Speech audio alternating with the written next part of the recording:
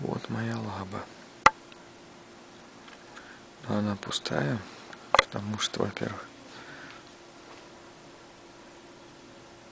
довольно-таки поздно. А во-вторых, потому что сегодня ушли все пить с лабораторией. Но эта лаборатория не моя. Я пью со своей лаборатории в другую неделю. Вот.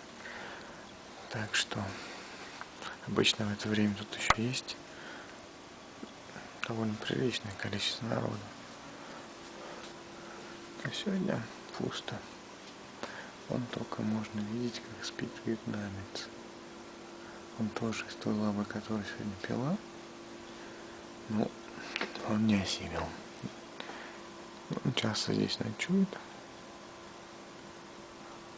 Непонятно, хотя он говорит, что у него есть дом. Но ему там, видно, не нравится. Вот в углу мое место. Сейчас вам покажу его поближе. Можете видеть, здесь кровать стоит.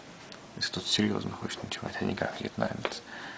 Телевизор большой, можно смотреть футбол иногда здесь. Был недавно чемпионат мира по бейсболу, где играли в финале Япония и Корея.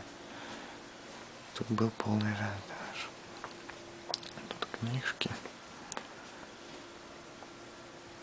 Сейчас покажу вам уголок. Вот так вот мой ноутбук.